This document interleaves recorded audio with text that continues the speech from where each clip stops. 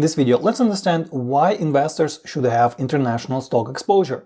Many financial advisors recommend it, and many people take it for granted, like you should eat more fiber, right? If you take any major international stock ETFs like VXUS, they outperformed the S&P 500 over the last 6 months. The biggest contributing factor for this outperformance has been the declining US dollar. As investors pulled money out of US stocks and other assets, some of it went overseas. Also, Trump tariffs didn't help either. Fears of the US economic slowdown contributed to the sell-off. If you're living in the US, the chances are high that you're probably overweight on US stocks.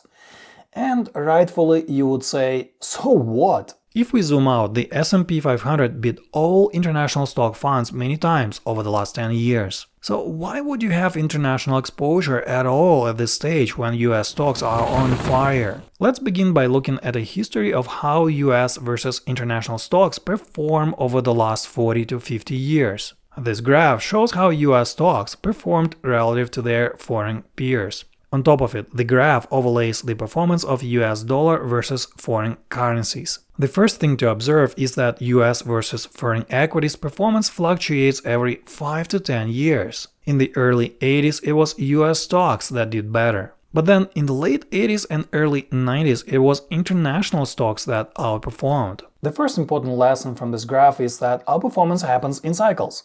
So if you're someone in retirement or nearing retirement, chasing performance becomes secondary. And in retirement, most people think about consistency and smoothing out their returns. We see that foreign stocks follow different cycles compared to US stocks.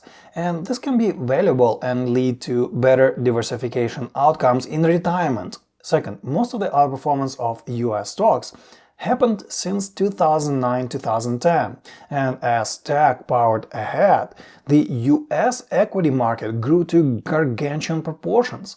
And this outperformance episode of US stocks is about 14 years long, and that's a lot by historic comparisons. To drive the point home, let's examine the S&P 500 annual returns versus foreign equities over the last 50 years. There were periods when S&P 500 outperformed, but there are decades when foreign stocks did better. In the 1980s, there was a period of runaway US inflation. Back then, international stocks did much better. Vanguard did an analysis on sources of recent outperformance of US equities. From 2013 to about 2023, earnings growth and multiple expansion were the biggest contributors. Multiple expansion alone contributed almost 50% to this outperformance. In other words, the US stock market got pricier. Next, let's look at the price-to-earnings ratio for the US versus developed international stocks. This red line goes up if US stocks see higher PE ratio expansion versus foreign equities. Since 2010, compared to international stocks, US equities saw their relative valuation multiple expand by over 50%.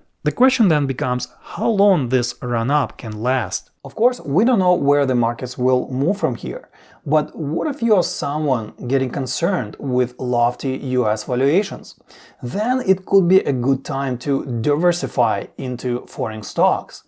The biggest risk, especially early in retirement, is the sequence of returns risk. And this risk comes into play when you go into retirement and the markets are down and you have to sell your shares at rock bottom prices. In that case, the risk of early depletion of your portfolio goes up significantly. The main issue with going all in on US stocks is this: an investor would get exposed to economic and growth profile of the USA alone. And foreign stocks can actually mitigate this issue by casting a wider net across different markets. Many economies have economic cycles and growth profiles that are different from the US, and they follow their own cycles. So exposure to foreign stocks can mitigate this issue, especially it was evident in the recent episode of Outperformance of international stocks. Now, let me address a few misconceptions about investing in foreign stocks. And the first one is currency risk. It is inevitable if you invest in international stocks. And the thing is that it is sometimes bad, but sometimes it's actually good. Most often, the US dollar follows where US assets performance goes. As we saw on this graph, when foreign stocks outperform, the US dollar tends to weaken and vice versa. Morningstar looked at US dollar fluctuations. They concluded that their effect on returns tends to wash out over the long term. Take the iShares ETF family tracking foreign developed markets. iShares has both hedged and unhedged versions of it. If we compare their performance, the unhedged ETF outperformed the hedged one lately. Because the US dollar depreciated by over 8% over this period, it helped a lot. Of course, if we search long enough, we can find periods when the hedged version did better than the unhedged one. For instance, in 2024, US dollar strengthened, and that gave a tailwind to the hedged version of this fund. So, depending on where the dart lands, currency risk could be good or bad. The other counter-argument to investing in foreign stocks is this. Many US-based companies derive at least portion of their revenues outside of the US. So in a sense, with let's say S&P 500, you get exposure to foreign conditions. For instance, some estimates say that the S&P 500 derive about 30 to 40% of their revenues outside of the United States. True, this helps, and I see where this current argument comes from. But I want to point out a few holes in it. First, many US companies, they still will at the end of the day convert their earnings to US dollars to, let's say, distribute capital to shareholders. And many of these companies, they actually hedge their currency risk.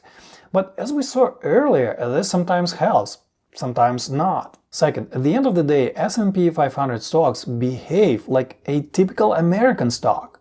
And it doesn't matter whether it has or not foreign sales most of the time. When the US stock market is down, the S&P 500 is down too, irrespective of the origin of its sales. Conversely, foreign markets behaved in a different way on some of those days. That's what this graph shows. And that's what an investor should really care about. And that is to find assets that don't move in tandem with each other one for one. Another issue with investing in US stocks is that you may get too overexposed to certain sectors. For instance, US equity market is too concentrated on tech. The technology sector accounts for roughly 30% of the total stock market and 34% for S&P 500. This is not a bad thing by itself, given that's where money and profits go. But for a retiree who is not chasing performance, this could be a concern. The foreign stock market tends to be more like value-oriented, and the top sectors there are financials, industrials, and tech. So including foreign stocks in your portfolio can help you diversify your sector allocations. And finally, if you exclude foreign stocks, you won't get exposure to some of the global leaders. For instance, take ASML or Taiwan Semiconductor Manufacturing Company. These two companies trade on NASDAQ and New York Stock Exchange, but S&P 500 excludes these companies, and so does the Vanguard Total Stock Market Index ETF, which is VTI. And that's because these are foreign companies.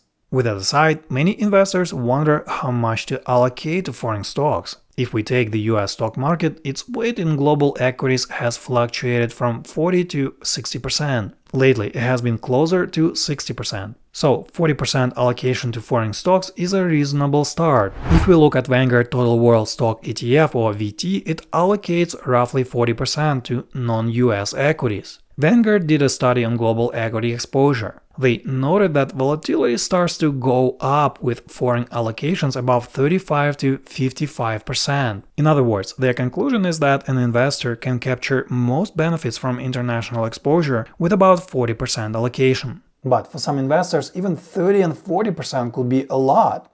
At the end of the day, it's a personal choice.